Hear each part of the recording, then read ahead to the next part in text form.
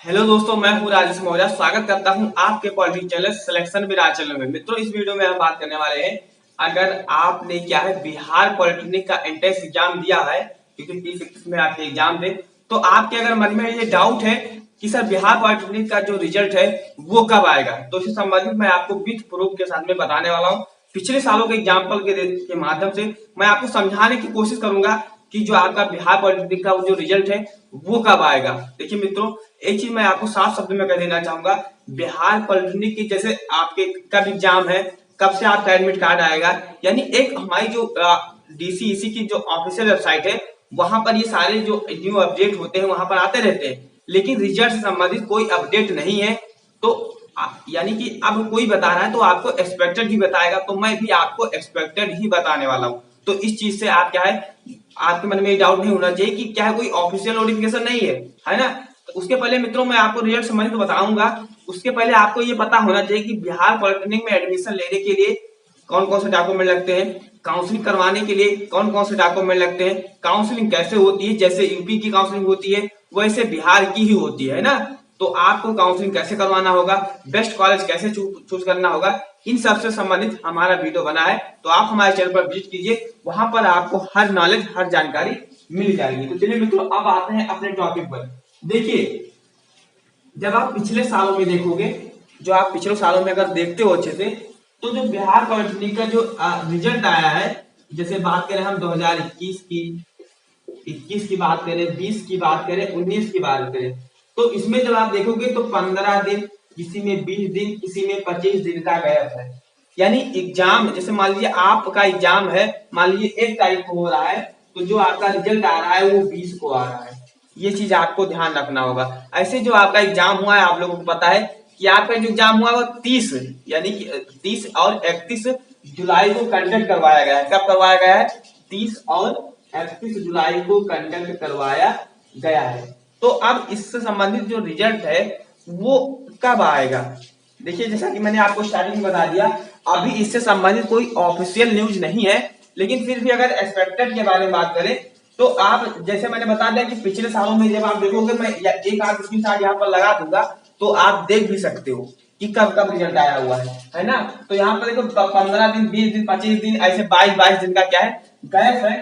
तो इससे एक चीज साफ क्लियर होता है कि जो सॉरी जो बिहार पॉलिटेक्निक के जो रिजल्ट है वो क्या है, 20 20 क्या है दोस्तों, 20 आपका क्या हो जाएगा, अगस्त।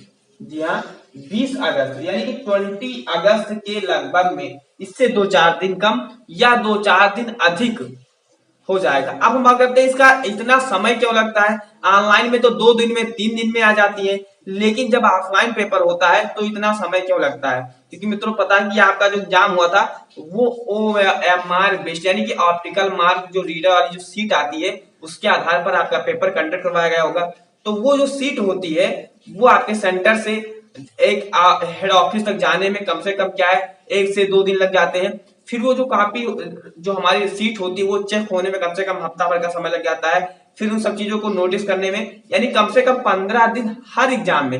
अगर ऑफलाइन एग्जाम हुआ तो कम से कम 15 दिन लगना ही लगना है, उसके पहले रिजल्ट आना कोई संभव नहीं है। सेकंड हम बात करते हैं, जैसे अगर ऑनलाइन एग्जाम होता आप लोगों का, जैसे यूपी की बात करें तो 2 दिन में आंसर की आ गई थी।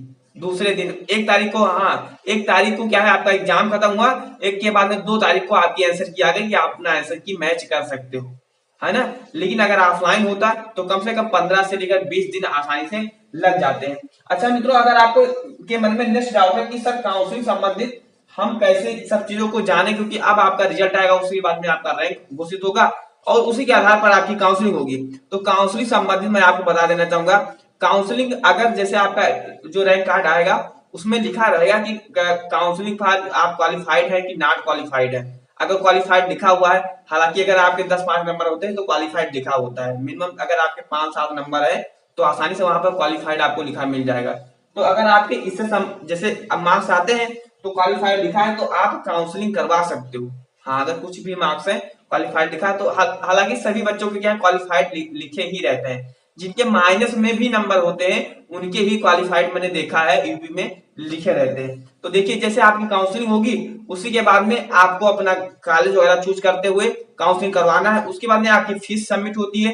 फीस सबमिट होने के बाद में जो सीट सिक्योरिटी फीस होती है उसके बाद में आपको एडमिशन फीस पे करना है। उसके बाद में आपका एडमिशन हो जाएगा। काउंसलिंग संबंधित आपके 2 डॉक्यूमेंट लगते हैं।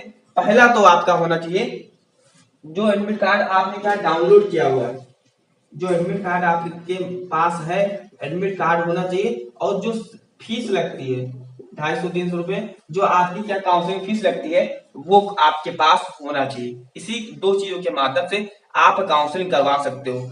अगर जैसे अगर आप इससे संबंधित अगर आपके मन में कोई डाउट है तो आप हमें कमेंट बॉक्स में कमेंट कीजिएगा। तथा मित्रों एक इसमें और डाउट है कि सर एडमिशन संबंधित हमारे टोटल कितने डॉक्यूमेंट लगते हैं। ये तो आपने बता दिया कि काउंसलिंग ऐसे होगी। अगर देखिए एडमिशन संबंधित अगर आपको नहीं पता है तो इससे संबंधित मैंने एक वीडियो में बताया था कि आपके 40 डॉक्यूमेंट लगते हैं। जैसे बात करें मेडिकल सर्टिफिकेट हो गया, मेडिकल सर्टिफिकेट हो गया। नेक्स्ट हमारा आता है कैरेक्टर सर्टिफिकेट हो गया।